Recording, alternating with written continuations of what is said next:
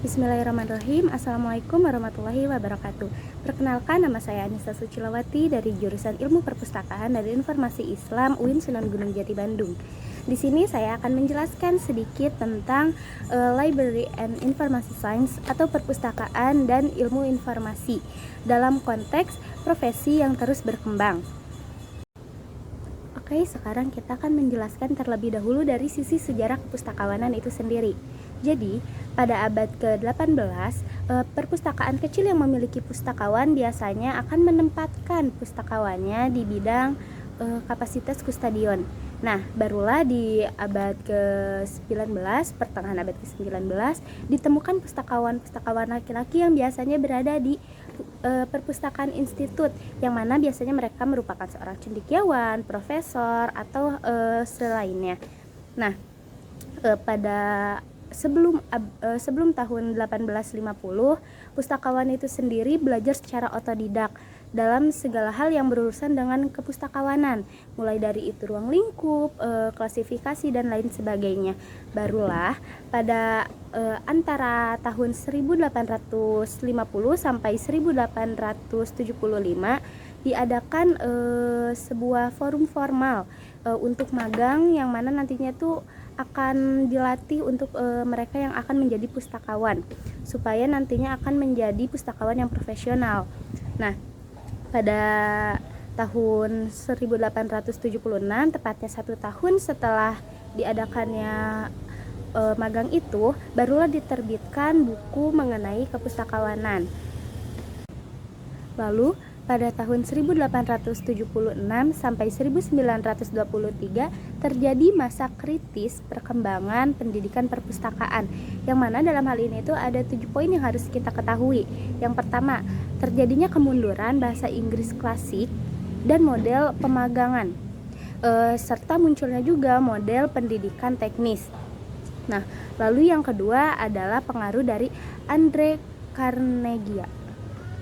Selanjutnya ada Melville Dewey dan profesionalisasi kepustakawanan. Nah, dalam Melville Dewey dan profesionalisasi kepustakawanan ini sendiri terjadi capaian dari Dewey dalam membangun dasar-dasar profesionalitas di bidang kepustakawanan. Yang pertama itu ada sistem klasifikasi Melville Dewey itu sendiri, atau DDC, sistem klasifikasi Decimal Dewey. Selanjutnya ada American Library Association atau ALA, lalu ada Jurnal Perpustakaan Amerika, dan yang terakhir adalah pendidikan perpustakaan. Nah, lalu yang keempat, dalam konteks masa kritis perkembangan pendidikan perpustakaannya sendiri, ada pertumbuhan sekolah perpustakaan. Pada masa itu ada 4 sekolah perpustakaan yang besar. Yang pertama adalah Pratt Institute, lalu ada Drexel, lalu Institut Armour atau Universitas Illinois, dan yang terakhir adalah Albany. Lalu konteks kelima yang harus kita ketahui adalah peran dan pengaruh Komite ALA atau American Library Association dalam pelatihan perpustakaan. Lalu yang keenam ada laporan dari Williamson. Nah, dalam laporan Williamson ini terdiri lagi dari beberapa hal, seperti halnya adanya perbedaan antara pekerjaan, klerikal, dan profesional. Lalu adanya sekolah perpustakaan yang tidak sepakat tentang pelajaran apa yang harus ditekankan untuk sekolah itu sendiri. Lalu adanya kurikulum yang harus menjalani pemeriksaan secara terus-menerus agar memiliki kualitas yang memang seharusnya. Lalu luasnya cangkupan konten yang harus dipelajari agar menghasilkan profesional yang baik gitu nantinya setelah lulus, dan hal semacamnya.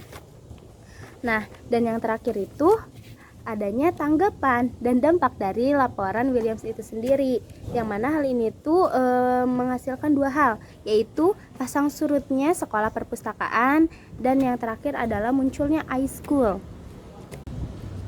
Selanjutnya kita akan membahas tentang isu kontemporer yang dihadapi pendidikan Library and Information Science atau perpustakaan dan ilmu informasi.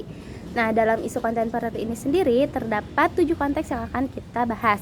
Yang pertama, adanya paradigma perpustakaan dan paradigma informasi, yang mana dalam hal ini sendiri terdapat dua hal lagi atau dua poin. Yang pertama ya tentang dua paradigma itu sendiri, dan satu lagi menemukan kesamaan dari dua paradigma itu sendiri. Lalu isu yang kedua adalah melanjutkan pendidikan dari Library and Information Science itu sendiri. Yang ketiga adalah pendidikan jarak jauh. Yang keempat adalah kompetensi dan kurikulum Library and Information Science yang terus berkembang. Nah, dalam konteks ini ada hal-hal yang harus diketahui oleh lulusan dari Library and Information Science itu sendiri, seperti halnya dasar-dasar profesi, sumber daya informasi, administrasi dan manajemen, dan hal sebagainya yang memang berhubungan dengan Library and Information Science. Selanjutnya, konteks yang kelima yaitu peran dari gelar master dalam ilmu perpustakaan dan informasi.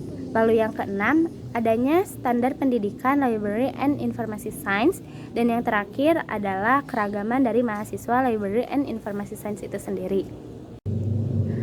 Selanjutnya kita akan membahas tentang angkatan kerja.